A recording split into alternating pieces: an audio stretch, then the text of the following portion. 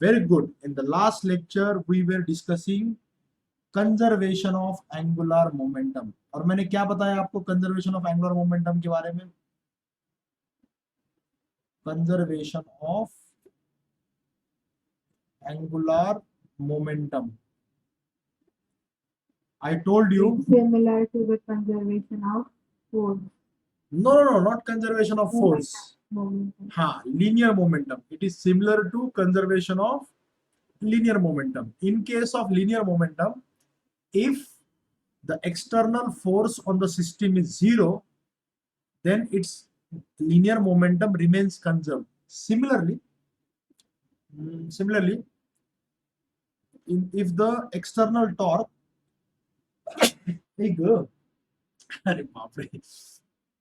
if the net external torque is zero, if the net external torque is zero, then total angular momentum of a system, total angular momentum of a system remains constant. सही बात है, remains constant. अगर external torque completely zero है तो angular momentum क्या रहता है? Constant रहता है. And it follows from the, it is basically a consequence of Newton second law. ये न्यूटन सेकंड लॉ से ही फॉलो होता है, क्योंकि न्यूटन का सेकंड लॉ कहता है कि F equal to dp by dt. Similarly tau is equal to dl by dt. अब अगर टाउ जीरो होगा तो dl बाई dt भी जीरो होगा. और अगर dl बाई dt तुमने जीरो कर दिया तो जीरो डेरिवेटिव तभी होता है ना जब वो चीज कांस्टेंट होती है कि नहीं? Tau external equal to dl by dt. अब अगर ये जीरो है, इसका मतलब dl बाई dt जीरो है, और dl बाई dt जीरो है, इसका मतलब ये हुआ कि L क्या है? कांस्टेंट है. अब इसके बेसिस पे ना काफी क्वेश्चंस आते हैं कंजर्वेशन ऑफ एंगुलर मोमेंटम के बेसिस पे, और हमें इसके बेसिस पे काफी सारे क्वेश्चन सॉल्व भी करने हैं.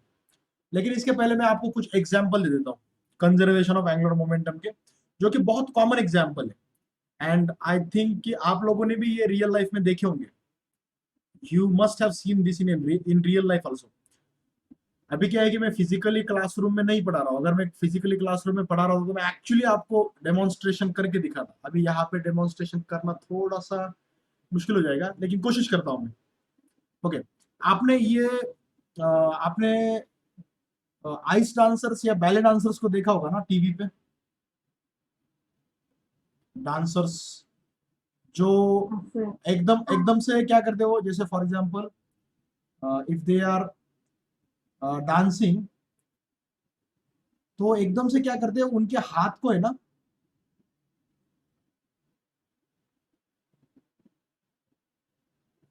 अभी तुम मेरी ड्राइंग पे मत जाओ, ठीक है?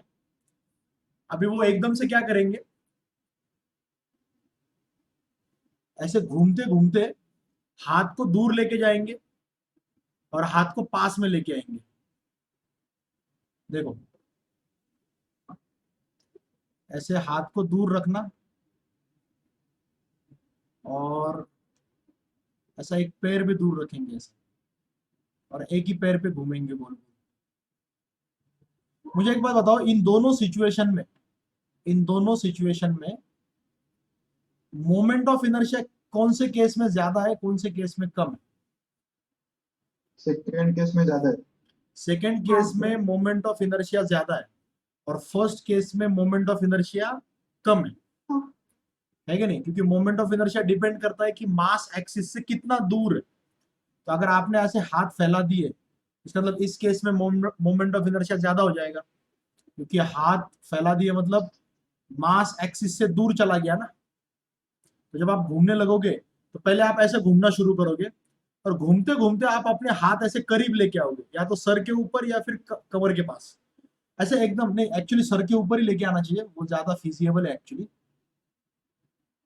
This will be more feasible I think.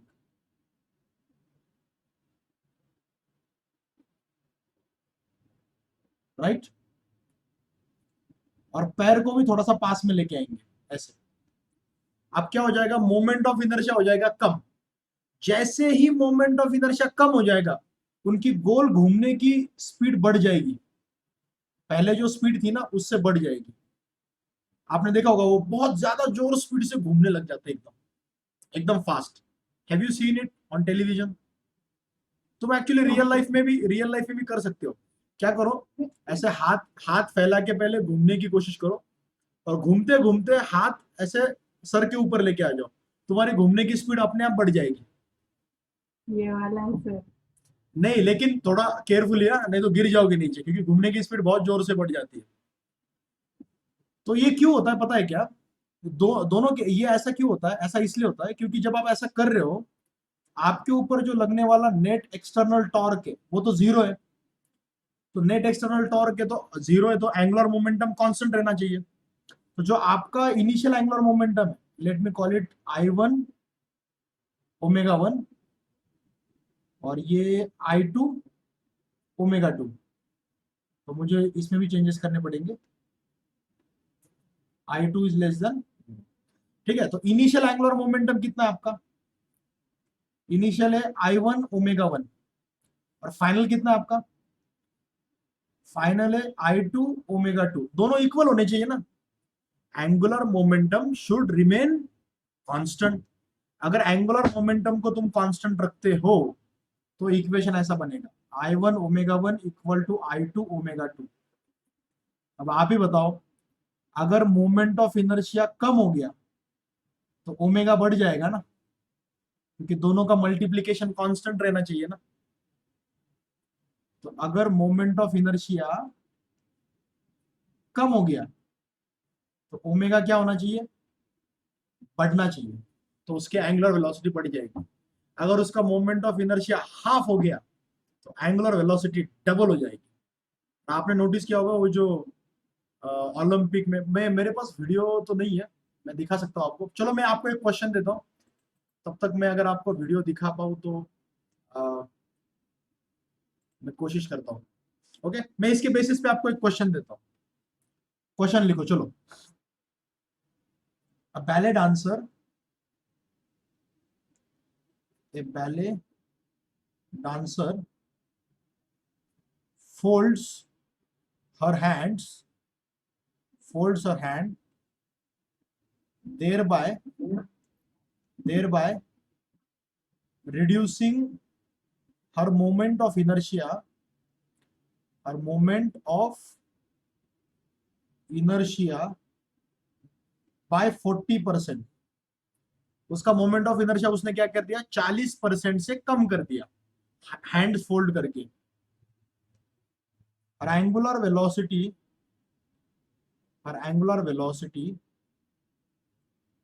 was 120 RPM। 120 RPM, 120 RPM मतलब पर सेकेंड 2 रोटेशन होंगे, ठीक है। What will be her angular velocity? What will be her angular velocity after folding hands? After folding hands, hands fold करने के बाद उसकी angular velocity क्या हो जाएगी? डेफिनेटली बढ़ जाएगी, क्योंकि आई कम हो गया ना। उसने मोमेंट ऑफ इनर्शिया क्या कर दिया? रिड्यूस कर दिया। कितने परसेंटेज से रिड्यूस कर दिया? 40% से रिड्यूस कर दिया। तो क्या आप इसको सॉल्व कर सकते हो? मैं हिंट दे दो आपको, angular momentum should remain constant, I1 omega 1 should be equal to I2 omega 2। चलो करो भाई, चलो ट्राई करो। मैं टाइमर लगा देता हूँ 1 मिनट का।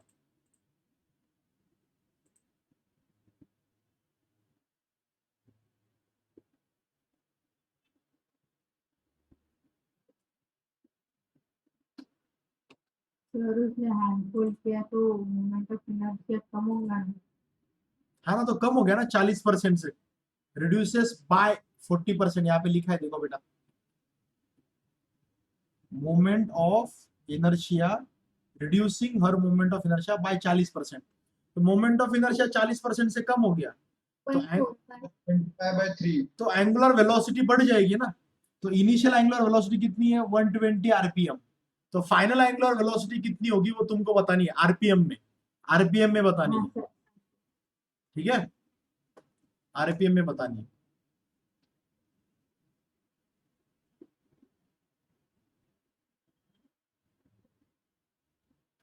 आरपीएम में बतानी है।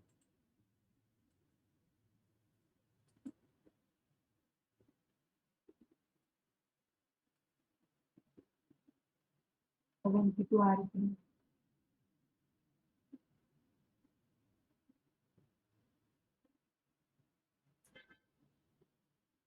72 आरपीएम, अरे बढ़ना चाहिए उल्टा।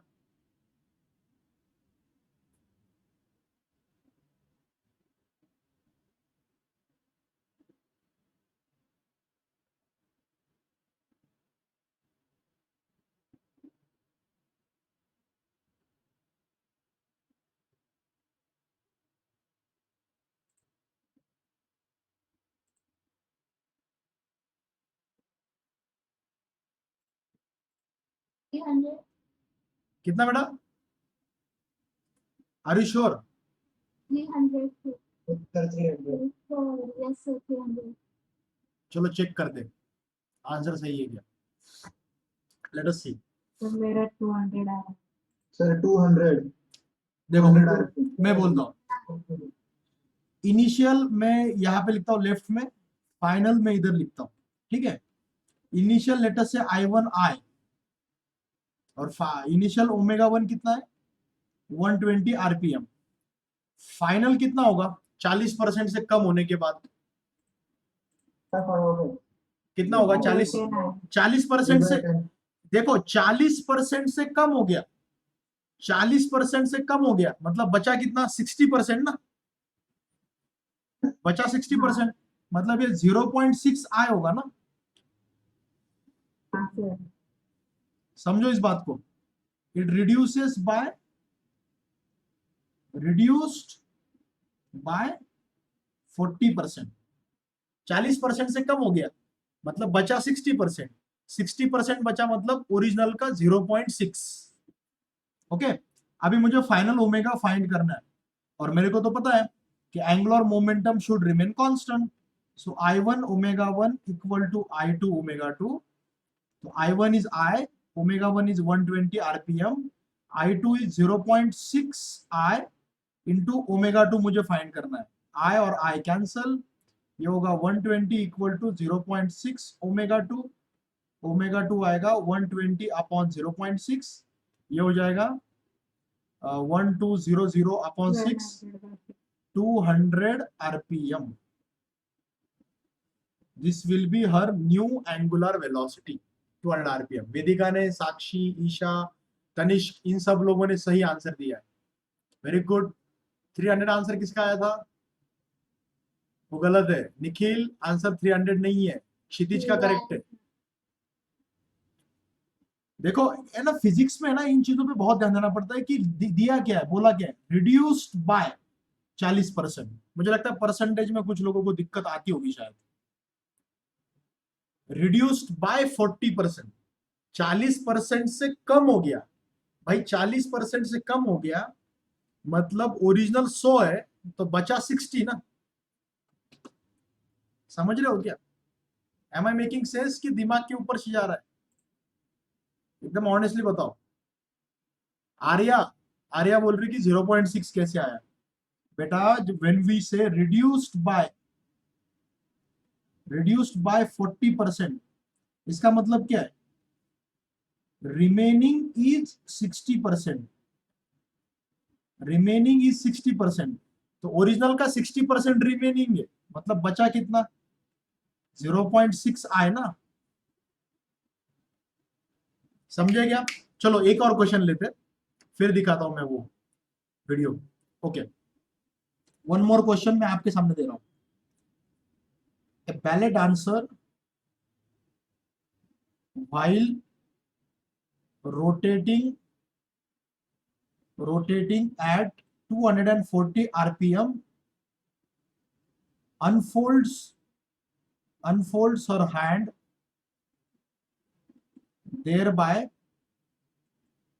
increasing her moment of inertia by 60%, increasing her moment of inertia, उसने 60% से अपना मोमेंट ऑफ इनर्शिया इंक्रीज कर दिया. What will be her angular velocity after unfolding her hands?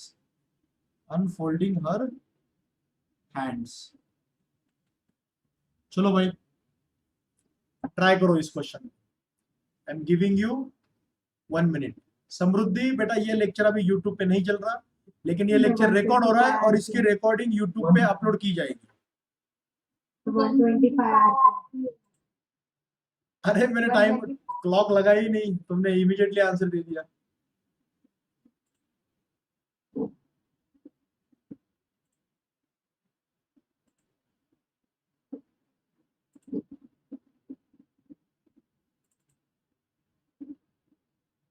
Sir 150.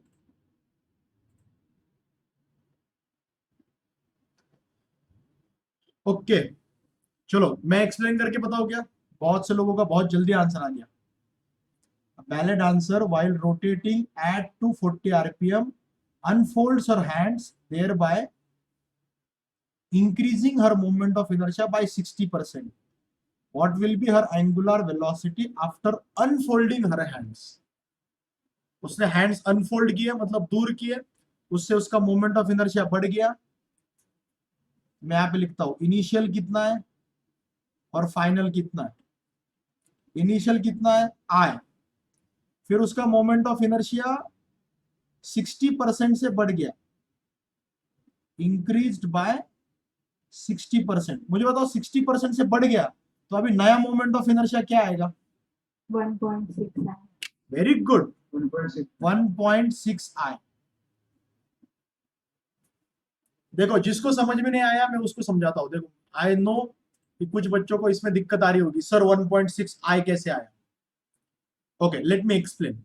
देखो 60% से तुमने बढ़ा दिया ना, you have increased it by 60%.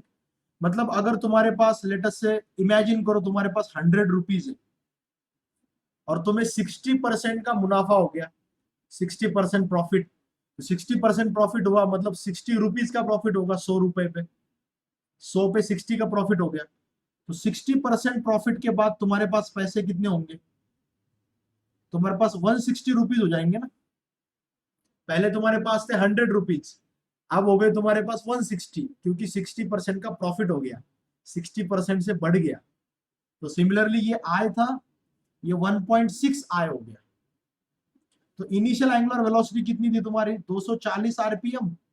New angular velocity तुमको फाइंड करनी है according to conservation of angular momentum. L1 equal to L2. तो L1 होता है I1 omega 1 equal to I2 omega 2.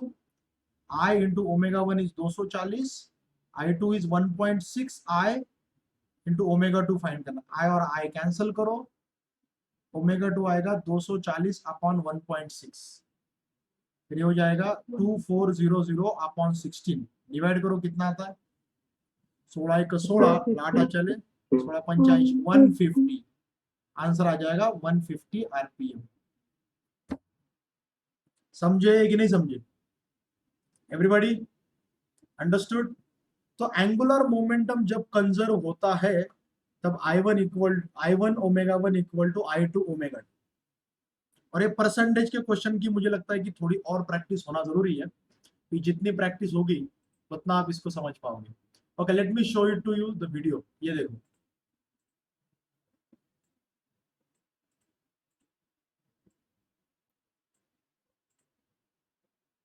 ये तुम स्पिनिंग देख रहे हो क्या? अब देखो हाथ पैर दूर, अभी देखो पास में लेके आ गए, स्पीड बढ़ गई. देखा तुमने?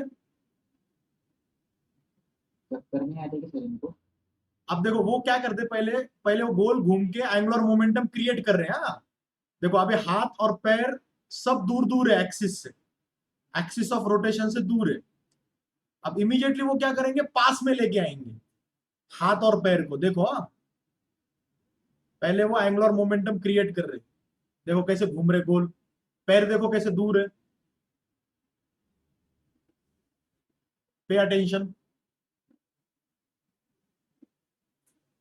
अब देखो घूमते घूमते, अब देखो हाथ और पैर दोनों दूर है, पास में लेके आ गए, देखो वो देखो स्पीड बढ़ गई, समझा क्या? सर और वो धीरे धीरे हाथ को पास में लेके, उसके लिए थोड़ा दूर रहता है और फिर ही पास। पहले पहले वो हाथ, जब पास में लाते तब कितना जोर से घूमते सर वो। देखो ना, तुमको नोटिस हो रहा होगा ना, धीरे धीरे पास में ले। वो देखो। स्लो मोशन में थे। हाँ स्लो मोशन में दिखा रहे हो।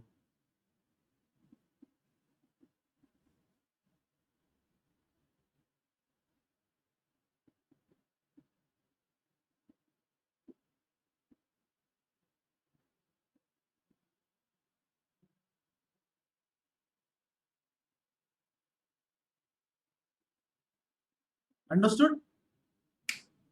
अब समझे क्या? हाँ सर। आई होप कि आपको समझ में आ गया होगा कि एंगुलर मोमेंटम तुम रियल लाइफ में भी इसको ऑब्जर्व कर सकते हो। जैसे मैं तुमको एक दिखाता हूँ रियल लाइफ एग्जांपल, अभी करके दिखाता हूँ, एक सेकंड। मेरे पास हेडसेट्स है, देखो अगर मैं इसको ऐसे गोल घुमाऊंगा और घूमते घूमते अगर ऐसी उत्तरी, रुको मैं ऐसे घुमा रहा हूँ, घूमते घूमते अगर मैं इसको ऐसे उंगली रख दूं बीच में, इसकी स्पीड बढ़ जाती है एकदम से घूमने की। क्या होता है कि ये ऐसे घूमते घूमते, लेट मी एक्सप्लेन ना, होता क्या है, इमेजिन करो तुम्हारे पास एक ऐसी स्ट्रिंग है, इसके अराउंड ऐसे घूम रही है, ये ऐसे घूम रहा है, और घूमते घूमते क्या हो रहा है, ये उसके ऊपर रैप अप हो रहा है, इसके ऊपर रैप हो रहा है। तो रैप अप होते होते क्या होगा, इसकी जो रेडियस है, ये रेडियस कम होती जाएगी ना रोटेशन की। एम आई राइट और रॉन्ग? बोलो Yes, sir. यस और नो, मैं सही बोल रहा हूँ क्या? हाँ सर। इसकी रोटेशन की, तुम जब चाबी वगैरह घुमाते हो, तुम्हारे हाथ में अगर कीचेन वगैरह है, तुम ऐसा करते हो, देखो तुम क्या करते हो, ऐसे घुमाते घुमाते ऐसे बीच में उंगली ऐसे खड़ी कर देता हो, तुम्हारी उंगली के अराउंड वो घूमने लग जाता है ऐसे, देख रहे हो?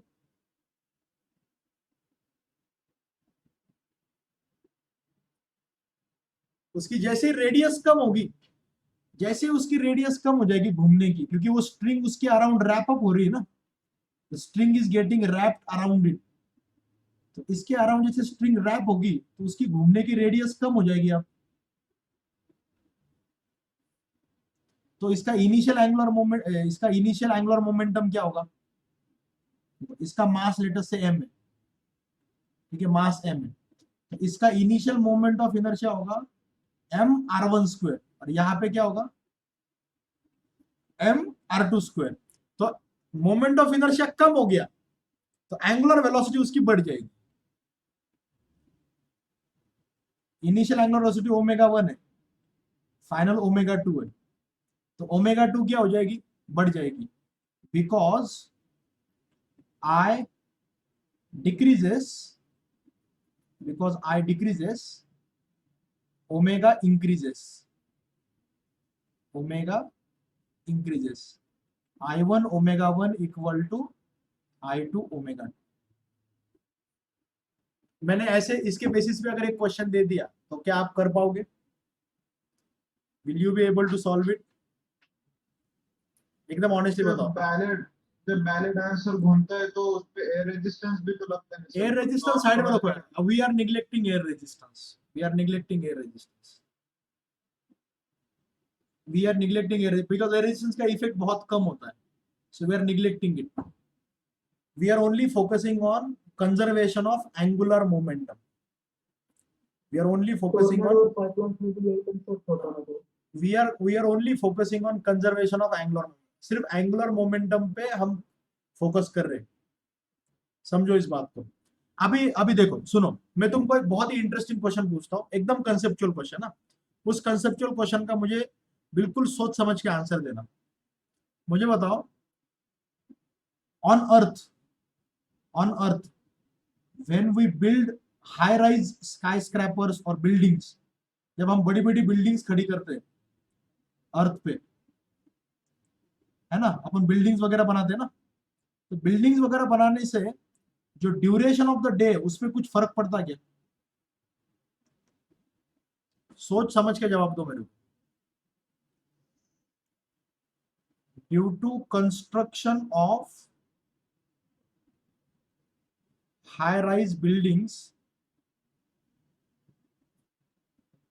due to construction of high rise buildings, is there any effect on duration of the day? है सर। हाँ सर, पड़ता है ड्यूरेशन पे। कुछ भी एकदम निग्लिजिबल इफेक्ट होगा, फिर भी तुमको बताना है। पड़ता सर। यस तुमको लगता है फर्क पड़ना चाहिए, मतलब पड़ेगा? Do you think? सर क्योंकि वो जो डिस्टेंस है, रेडियस, वो थोड़ा बढ़ जाता है। हाँ, जब तुम हाई राइज बिल्डिंग बनाते हो ना, तो बिल्डिंग के कंस्ट्रक्शन में तुम कर क्या रहे हो बेसिकली? तुम अर्थ के सरफेस पे जो मटेरियल है उसको तुम थोड़ा हाइट पे लाके रख रहे हो ना, मतलब बहुत ज्यादा हाइट पे नहीं रख रहे हो। जब अपन हाई राइज बिल्डिंग बनाते हैं तो इतनी भी हाइट वाली नहीं होती है। अर्थ की रेडियस कितनी है? अर्थ की रेडियस है 6400 किलोमीटर। ठीक है, सबसे ऊंची बिल्डिंग कौन सी है? बुर्ज खलीफा। वो कितना कितना ऊंचा होगा? वो क्या 1 किलोमीटर इतना ऊंचा नहीं होगा? इतना ऊंचा तो नहीं होगा वो, राइट? डेफिनेटली। तो ज्यादा फर्क नहीं पड़ता, लेकिन फिर भी थेरोटिकली अगर सोचा जाए, क्योंकि मास थोड़ा ज्यादा ऊपर लाके रख रहे हो तुम, तो मास का एक्सिस से जो डिस्टेंस है वो डेफिनेटली बढ़ रहा है। थोड़ा भी बढ़ रहा है, लेकिन बढ़ रहा है ना, राइट? सर तो ये इससे क्लियरली वो शिमला कुल्लू के वहां दिखाई देता, जब हम ऊपर जाते तो नहीं नहीं नहीं नहीं नहीं नहीं नहीं, do not confuse this things. I am making a very precise statement, so listen to my statements very carefully. जब तुम ऊंची बिल्डिंगें बनाते हो तो अर्थ का जो मोमेंट ऑफ इनर्शिया है वो बढ़ जाता है। Moment of inertia of earth increases ever so slightly, एकदम स्लाइटली बढ़ता है, बहुत ज्यादा नहीं बढ़ता, एकदम स्लाइटली बढ़ता है। तो क्योंकि अर्थ का मोमेंट ऑफ इनर्शिया बढ़ गया, अर्थ का एंगुलर मोमेंटम तो कांस्टेंट रहेगा क्योंकि टॉर्क तो है नहीं, तो आई बढ़ गया तो ओमेगा कम हो जाएगा ना। आई अगर इंक्रीज हो गया तो ओमेगा क्या हो जाएगा? डिक्रीज। तो अर्थ की जो गोल घूमने की एंगुलर वेलोसिटी है अराउंड इट एक्सिस, तो ओमेगा थोड़ा सा कम हो जाएगा। ओमेगा थोड़ा सा कम होगा तो ड्यूरेशन ऑफ द डे बढ़ जाएगा ना। तो ड्यूरेशन ऑफ डे पे बहुत क्या है ना, बहुत छोटा इफेक्ट पड़ता है। ऐसा नहीं है कि तुमने एक बड़ी बिल्डिंग बना दी और अर्थ पे एक दिन 24 घंटे का 25 घंटे हो गया, ऐसा नहीं होता।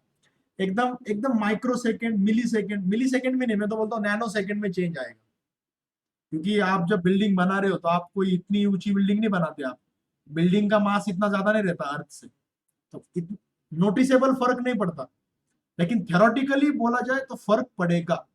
तो अगर लेटेस्ट से तुमको एग्जाम में क्वेश्चन आ गया, सेम क्वेश्चन, ऐसा question, due to construction of high rise buildings the duration of the day, option दिया slightly increases, slightly decreases, remains the same, there is no effect. तो तुम राइट आंसर क्या दोगे?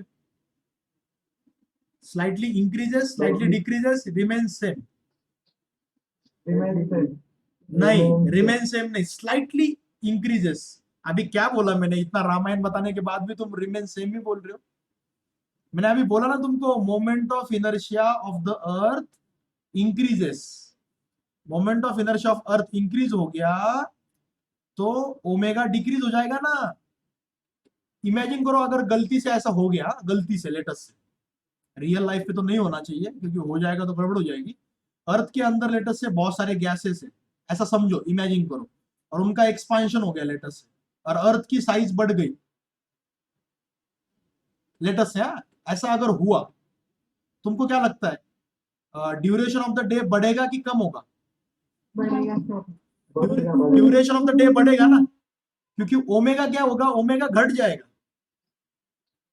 Omega घट जाएगा। ओमेगा क्यों घट जाएगा? क्योंकि मोमेंट ऑफ इनर्शिया बढ़ेगा ना, है कि नहीं? इसका मोमेंट ऑफ इनर्शिया डेफिनेटली इसके मोमेंट ऑफ इनर्शिया से कम है, I2 ज्यादा है I1 से। मोमेंट ऑफ इनर्शिया बढ़ा, ओमेगा कम हो गया। ओमेगा कम हो गया तो मतलब रोटेशन की स्पीड कम हो गई।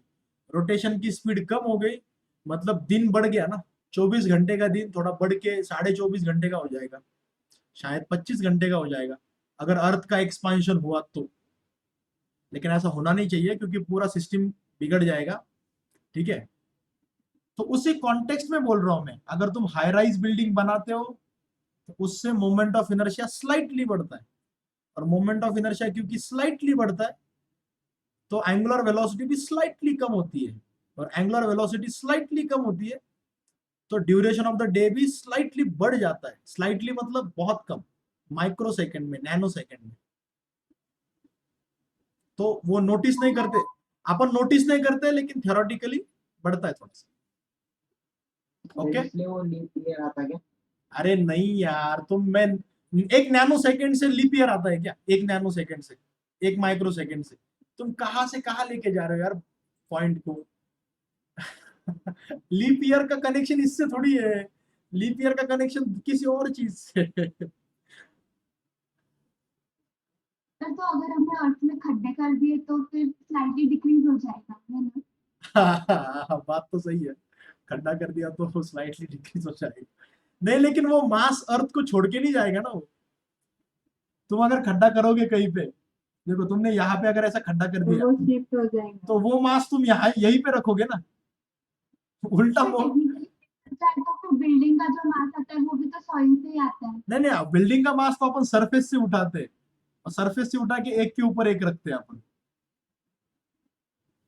एक के ऊपर एक रखते हैं अपन। लेकिन ये थ्योरेटिकल क्वेश्चन था, ऐसा रियल रियल लाइफ में इतना फर्क नहीं पड़ता कि तुमको, ऐसा नहीं है कि भाई कल हिंदुस्तान ने कोई बड़ी बिल्डिंग बना दी तो परसों एकदम से 24 घंटे का दिन 25 घंटे का बन गया। ऐसा रियल लाइफ में नहीं होगा, that will be quite quite a stretch of imagination. तो तुमको मुद्दे की बात समझ में आएगी, एंगुलर मोमेंटम रिमेन्स कांस्टेंट। अगर इस बेसिस पे मैं एक और क्वेश्चन दे रहा हूं, will you be able to solve it? कर लोगे सॉल्व? प्रैक्टिकल क्वेश्चन देता हूं मैं एकदम, ठीक है। तुमने वो गोल घूमता हुआ टर्न टेबल टाइप गार्डन में वगैरह देखा है क्या? ऐसा बच्चे खेलते हो उसके ऊपर, देखो। हाँ, हाँ, मेरी गो राउंड टाइप, राइट, ऐसे गोल घूमता है वो। आज तक वो हाँ कैमरे से पकड़ के हाँ, हाँ, सपोज कि वो फ्रिक्शनलेस है। हाँ, consider a turn table, consider turntable of moment of inertia I rotating at omega naught, ठीक है। a kid of mass small m walks from its center to its circumference, circumference बोलो या as. एक छोटा सा बच्चा क्या करता है, वहां से चल के इस एंड पे आ जाता है, यहाँ पे, और लेटर से इसकी रेडियस आर है, ठीक है। Find the final angular velocity of the turn table. अगर वो बच्चा चल के यहां अगर आ गया तो उस तो टेबल की एंगुलर वेलोसिटी क्या होगी? Mass of the kid is small m, moment of inertia of the table is I। और मैं पहले ही बता देता हूं, the question is based upon conservation of angular momentum. तो एंगुलर मोमेंटम कंजर्व होना चाहिए क्योंकि एक्सटर्नल टॉर्क नहीं है, सब कुछ फ्रिक्शनलेस। जीरो। क्या बात कर रहे हो, जीरो तो नहीं होगा यार। फाइनल एंगुलर वेलोसिटी जीरो हो जाएगी, रुक जाएगा टेबल का घूमना। Are you sure? टेबल का घूमना रुक जाएगा? Yes sir. क्या बात कर रहे हो, टेबल का घूमना रुक जाएगा? टेबल का मास बताना। टेबल का मोमेंट ऑफ इनर्शिया दिया ना मैंने, मास बताने की क्या जरूरत है? टेबल का मोमेंट ऑफ इनर्शिया मैंने दे दिया। इनिशियली सिचुएशन क्या है और फाइनली सिचुएशन क्या है वो देखो, और इनिशियल एंगुलर मोमेंटम और फाइनल एंगुलर मोमेंटम इक्वल आना चाहिए।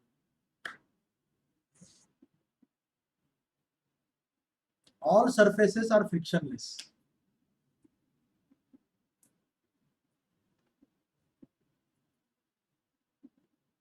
तो आई मोमेंट ऑफ इनर्शिया वो स्टार्टिंग का है क्या? हाँ, टेबल का मोमेंट ऑफ इनर्शिया है, टेबल डिस्क के जैसा है ना, तो टेबल का मोमेंट ऑफ इनर्शिया आई, ये जो टेबल है ना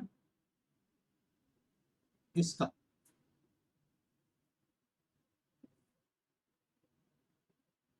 तो इनिशियली सिचुएशन क्या है, इनिशियली सिचुएशन ऐसी है, and that kid is here. Now what is the moment of inertia of the system? Moment of inertia of the system is equal to I. ये जो टेबल का मोमेंट ऑफ इनर्शिया है वही system का है, उस किड का moment of inertia क्या आएगा, उस बच्चे का, उस बच्चे का मोमेंट ऑफ इनर्शिया तो जीरो आएगा ना, क्योंकि वो बच्चा एक्सिस पे ही है ना, दिख रहा है क्या तुमको, वो बच्चा एक्सिस पे ही है, उसका मोमेंट ऑफ इनर्शिया जीरो है। अच्छा, फाइनली वो बच्चा कहां पे चला जाएगा मुझे बताओ,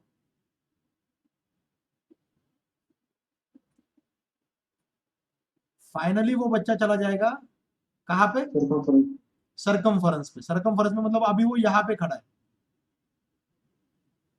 अब बताओ मेरे को सिस्टम का मोमेंट ऑफ इनर्शिया क्या आएगा, now tell me. I plus mr square by 2 I plus इसका the small m square बच्चे का मास कितना है, बच्चे का मास कितना, स्मॉल एम, और ये रेडियस आर है, तो बच्चे का मोमेंट ऑफ इनर्शिया कितना आएगा अभी, आई प्लस एम आर स्क्वायर। हाँ आई प्लस एम आर स्क्वायर, बच्चा आर डिस्टेंस पे है ना, तो बच्चे का मोमेंट ऑफ इनर्शिया अभी उसमें ऐड हो जाएगा। पहले बच्चा सेंटर में था तो उसका मोमेंट ऑफ इनर्शिया जीरो था, अभी बच्चा सरकमफरेंस पे चला गया, एज पे चला गया, है कि नहीं, तो अभी उस बच्चे का भी मोमेंट ऑफ इनर्शिया आएगा M are square. Consider that kid as a point mass M, तो M at R distance M are square. अच्छा, इनिशियल एंगुलर वेलोसिटी कितनी है, इनिशियल एंगुलर वेलोसिटी कितनी है, ओमेगा नॉट, और हमें फाइनल फाइंड करनी है ना, तो मैं ऐसे लिखूं initial angular momentum equal to final angular momentum, क्योंकि एक्सटर्नल टॉर्क जीरो है, एक्सटर्नल टॉर्क जीरो है, तो L1 कितना आएगा, I1 ओमेगा 1, L2 कितना आएगा, I2 ओमेगा 2, तो I1 कितना है बच्चों, I, ओमेगा 1 कितना है, ओमेगा नॉट, मैडम तुमचा I2 कितना है, I plus M R square, omega 2 हमें फाइंड करने का है, तो इससे ओमेगा 2 कितना आएगा देख लो, omega 2 is equal to I omega naught upon I plus M R square, ये तुम्हारा आंसर है। समझे कि नहीं समझे, अब बताओ भाई, चेतन कुछ बोलना चाहता है, बोलो बेटा Chetan, Chetan speak up, Prathamesh you want to say something, चलो बहुत अच्छे, समझ में आ रहा है सब लोगों को, मतलब angular momentum should remain constant because the net external torque is zero। चलो मैं एक बुक में से क्वेश्चन लेता हूँ, क्वेश्चन किधर है यार, एक सेकंड ना, ये देखो मेरे सामने, ये देखो, ये मेरे सामने क्वेश्चन है, चलो कंजर्वेशन ऑफ एंगुलर मोमेंटम का लेना, ये वाला क्वेश्चन देखो, हाँ ये देखो 155 नंबर का, ये कंजर्वेशन ऑफ एंगुलर मोमेंटम पे ही है। क्वेश्चन कौन सी बुक में? ये बेटा बाद में डिस्कस करेंगे, पहले तुम क्वेश्चन पे फोकस करो।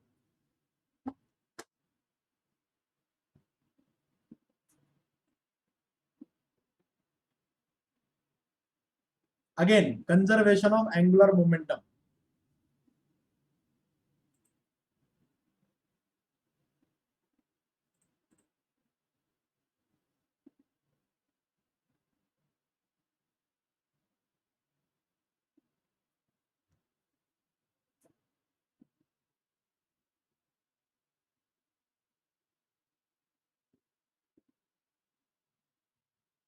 A child is standing with his two arms outstretched at the center of a turntable that is rotating about its central axis with angular velocity omega naught. Now the child folds his hands back so that the moment of inertia becomes 3 times the initial value. So What will be new?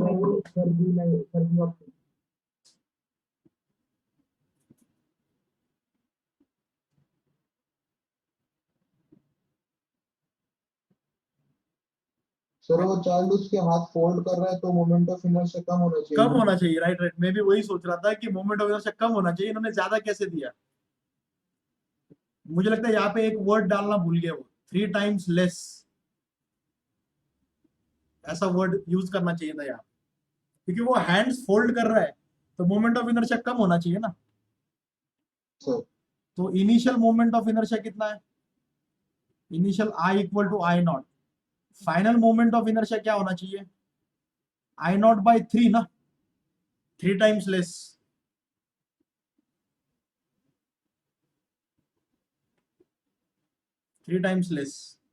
Actually उन्होंने वो word mention करना चाहिए था, less. तो नई angular velocity क्या होगी? Let us से initial angular velocity omega naught है, तो ओमेगा 2 कितना होगा? I1 omega 1 equal to I2 omega 2. I1 कितना है? Omega naught. ओमेगा 1 कितना है? Omega naught. I not omega naught.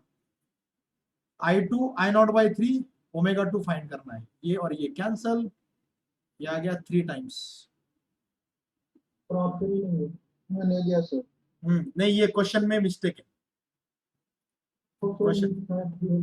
Actually उन्होंने ऐसा देना चाहिए था.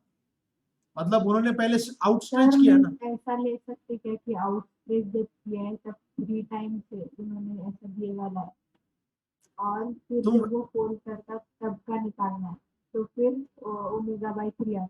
नहीं, तो मुझे एक बात बताओ, आउटस्ट्रेच से फोल्ड किया तो मोमेंट ऑफ इनर्शिया कम हो रहा है कि बढ़ रहा है? कम हो रहा है. कम हो रहा है. लेकिन उन्होंने गलत लिख के दिया यहाँ पे कि बढ़ रहा है बोल के. हाँ, क्वेश्चन में गलती है. मतलब वो क्वेश्चन में जो सिचुएशन, आंसर क्या दिया है? नहीं उन्होंने आंसर तो ये दिया डेफिनेटली, ये वाला, इस हिसाब से. मतलब उन्होंने ये कंसिडर नहीं किया. हाँ, उन्होंने क्वेश्चन उल्टा कर दिया. उस बच्चे को पहले हैंड्स फोल्ड करने चाहिए थे, बाद में स्ट्रेच करने चाहिए थे. बट यू उन्होंने बोला fold his hand back, means उसने फोल्ड किए वाले हैंड आउटस्ट्रेच किया और फिर से फोल्ड किया. तुम जस्टिफाई मत नहीं, करो, नहीं, वो गलत हाथ ही. पहले फैल में छोटे कर दिए. वो पहले स्ट्रेच थे फिर उसने फोल्ड कर दिए, वो गलत दिया है. वो पहले फोल्ड होने चाहिए, बाद में स्ट्रेच होने चाहिए, तभी मोमेंट ऑफ इनर्शिया बढ़ेगा. मोमेंट ऑफ इनर्शिया 3 टाइम्स होगा तो एंगुलर वेलोसिटी 1/3. तो उन्होंने ऐसा क्यों दिया फोल्ड हिज हैंड? तो मैं वही बोल रहा हूँ ना, गलत दिया है ना टमाटर. वही तो बात कर रहे हैं अपन कि उन्होंने गलत दिया है बोल के. क्वेश्चन में गलती है. गलतियां हो सकती है ना क्वेश्चन में. ओके चलो, ये देखो, ये वैलिड आंसर का क्वेश्चन है 157.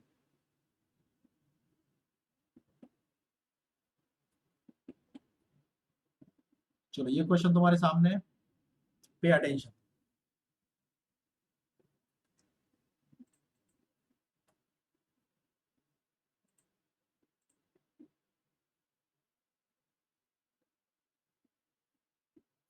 A ballet dancer dancing on a smooth floor is spinning about vertical axis with her arms folded with angular velocity 20 radian per second.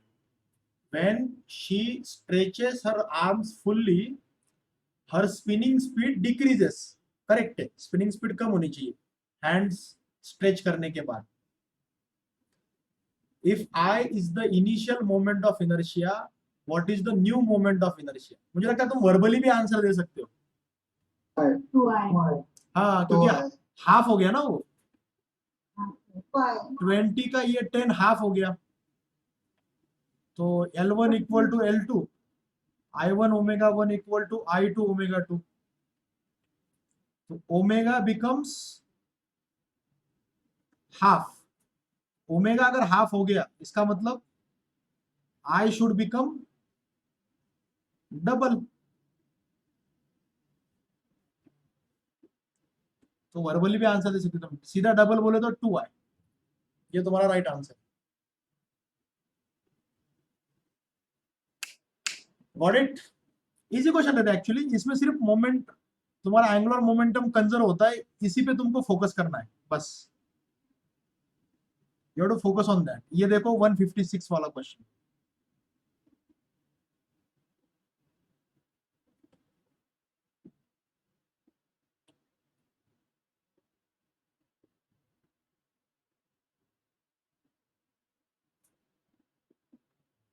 चलो भाई ट्राई करो इस क्वेश्चन को।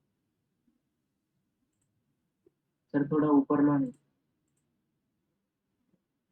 साइज बढ़ानी इसकी,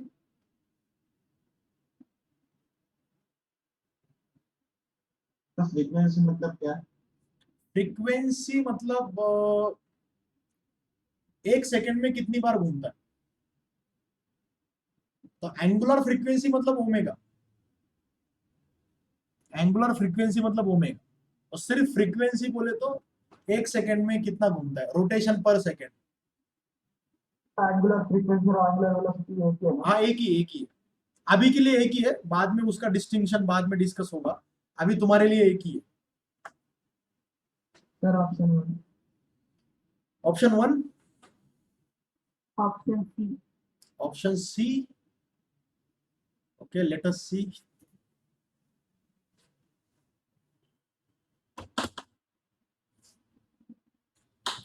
Two disks of moment of inertia I1 and I2 about their respective axes, rotating with angular velocities omega 1 and omega 2 respectively, are brought into contact face to face with their axis of rotation coincident। Sir ये important है, ये wording important है, ये wording important है। brought face to face with their axis of rotation coincident, इसका मतलब समझते हो? क्या मतलब ऊपर एक रख दिया? हाँ मतलब दोनों क्लॉकवाइज है या फिर दोनों एंटी क्लॉकवाइज, मतलब ये अगर एक डिस्क है और ये ऐसे घूम रही है, तो दूसरी डिस्क जो तुम उसके साथ लेके आ रहे हो वो भी वैसे ही घूम रही है, इसके जैसे ही, समझ रहे हो क्या? और इसका मोमेंट ऑफ इनर्शिया I1 है, इसका I2 है, तो मतलब दोनों का जो सेंस ऑफ रोटेशन है वो सेम है। तो मुझे बताओ सिस्टम का इनिशियल एंगुलर मोमेंटम क्या होगा? इसका होगा I1 ओमेगा 1 और इसका होगा I2 ओमेगा 2। अभी तुमने क्या कर दिया, दोनों को कर दिया कंबाइन, दोनों को अगर तुमने कंबाइन कर दिया, ये पहली वाली और ये दूसरी वाली डिस्क, सर यहाँ सेंटर ऑफ मास का एप्लीकेशन होगा। नहीं बेटा सेंटर ऑफ मास का कोई लेना देना है नहीं अभी यहाँ पे। तो अभी यहाँ पे फाइनल सिचुएशन क्या हो गई मुझे बताओ? अभी इसकी एंगुलर वेलोसिटी ओमेगा हो जाएगी पता नहीं, लेकिन इसका moment of inertia I1 plus I2 हो जाएगा ना। तो फाइनल क्या था? फाइनल L1 फाइनल L2 कितना आएगा? I1 plus I2 omega. तो ये तुम्हारा L1 है, ये तुम्हारा L2 है, और L1 और L2 क्या आएंगे? एक दूसरे के इक्वल आएंगे, दोनों को इक्वेट करो, L1 इक्वल टू L2, मतलब I1 omega 1 plus I2 omega 2 is equal to I1 plus I2 omega. ये हो जाएगा omega is equal to I1 omega 1 plus I2 omega 2 upon I1 plus I2। तो correct option is option A. देखो अगर इनका sense of rotation opposite होता तो क्या होता? इसका रोटेशन इधर और इसका रोटेशन उल्टा होता तो क्या होता?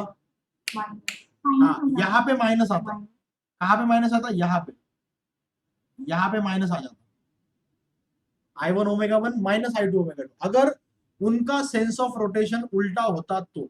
लेकिन उन्होंने बोला है कि कोइंसिडेंट है, मतलब सेंस ऑफ रोटेशन दोनों का सेम है, सेम है तो फिर अपन माइनस क्यों करेंगे, अपन प्लस ही करेंगे डेफिनेटली। तो ये इनिशियल एंगुलर मोमेंटम, ये final angular momentum, initial L,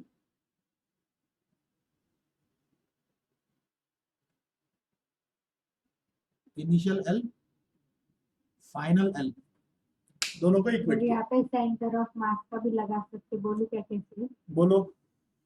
sir वो येलो वाला डिस्क और वो ऑरेंज वाला, तो उनके बीच में एक सेंटर ऑफ मास आएगा, और बाद में जब वो दोनों चिपक जाएंगे तो एक ही साइड से वो ऑरेंज वाला येलो की तरफ आ रहा है, तो जो सेंटर ऑफ मास पहले था उसमें से माइनस करेंगे तो दूसरा सेंटर ऑफ मास आएगा ना। लेकिन तो बेटा फिर यहाँ पे वैसे यहाँ option पे क्या? यहाँ पे सेंटर ऑफ मास का कुछ लेना देना है ही नहीं, यहाँ पे अपन कंजर्वेशन ऑफ एंगुलर मोमेंटम कर रहे हैं ना। तो दोनों सर डिस्क ये उससे भी आ सकता है ना? नहीं नहीं नहीं, दोनों डिस्क का कंबाइन होने से पहले वाला जो एंगुलर मोमेंटम है और दोनों डिस्क का कंबाइन होने के बाद वाला जो एंगुलर मोमेंटम है वो दोनों इक्वल होने चाहिए। जैसे अपन कोलिजन में करते थे, कोलिजन होने से पहले angular momentum equal to collision होने के बाद वाला एंगुलर मोमेंटम।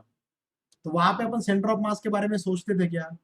नहीं। तो यहाँ पे भी सेंटर ऑफ मास के बारे में सोचने की जरूरत है ही नहीं। तुम्हारा दो डिस्क को कंबाइन करने से पहले का angular momentum I1 omega 1 plus I2 omega 2, और दोनों डिस्क कंबाइन होने के बाद वाला एंगुलर मोमेंटम जो कि I1 plus I2 into omega, दोनों कंबाइन हो गए, दोनों का सेम हो गया ओमेगा। अब इनिशियल एंगुलर मोमेंटम और फाइनल एंगुलर मोमेंटम दोनों इक्वल होने चाहिए ना, मैंने दोनों को इक्वेट किया, इक्वेट करने से आंसर आ गया। तो यहाँ पे सेंटर ऑफ मास के बारे में तुम नहीं भी सोचोगे तो कुछ फर्क नहीं पड़ता है ना बेटा। सेंटर ऑफ मास का यहाँ पे कोई उस कंसेप्ट का कोई एप्लीकेशन नहीं, it is purely based upon conservation of angular momentum. पूरे लेक्चर में अपन यही डिस्कस कर रहे हैं कि conservation of angular momentum, angular momentum कैसे कंजर्व होता है, और एंगुलर मोमेंटम कंजर्व होने से जब आई बढ़ता है तो ओमेगा कम होता है, जब आई कम होता है तो ओमेगा बढ़ जाता है। मोमेंट ऑफ इनर्शिया बढ़ गया तो ओमेगा कम हो जाएगा, और मोमेंट ऑफ इनर्शिया कम हो गया तो ओमेगा बढ़ जाएगा। वो जो बैले डांसर का एग्जांपल मैंने आपको दिया वो फिट बैठता है इसके बराबर। जैसे वो अपने हाथ हैंड्स वगैरह पैर फोल्ड कर लेते, उनकी गोल घूमने की स्पीड बढ़ जाती है कि आई कम हो जाता है ना। ओके बेटा, समझ में आ गया वैदेही? अंडरस्टूड? हाँ सर। चलो ठीक है, चलो आज आपने काफी डिस्कशन किया, 2-4 क्वेश्चंस किए, कल और क्वेश्चंस करेंगे कंजर्वेशन ऑफ एंगुलर मोमेंटम पे।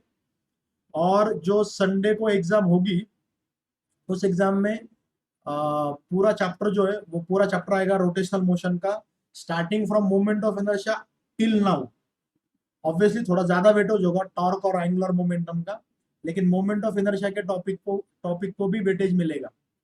सो बी प्रिपेयर्ड, पूरे चैप्टर पे एग्जाम होने वाली है जितना आज तक हुआ है। कल तो अपन इसी में प्रैक्टिस करेंगे। अभी इस चैप्टर में देखो रोलिंग मोशन बाकी है, combined rotational and translational motion. तो अभी यूं समझ लो कि 5-6 लेक्चर और लगेंगे इसको, तुम बस मेरे साथ चलते रहो, अपन कंफर्टेबली करते रहेंगे इसको, कोई टेंशन नहीं।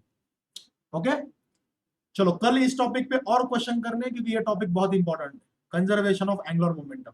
आज अपन यही रुकते, स्टे सेफ सर आप डाउट्स लेने वाले और स्टे इंडोर। और जिनको डाउट्स करने हैं वो रुक सकते हैं जूम मीटिंग में, जिनको डाउट्स नहीं करने वो जा सकते हैं, जिनका अगला लेक्चर है वो भी जा सकते हैं।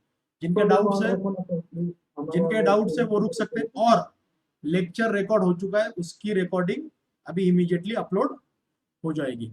जो यूट्यूब पे देख रहे हैं उनको मैं बोलना चाहता हूँ, it will be better if you attend live lectures, लेकिन अगर लेक्चर मिस हो गया तो यूट्यूब पे देख लो।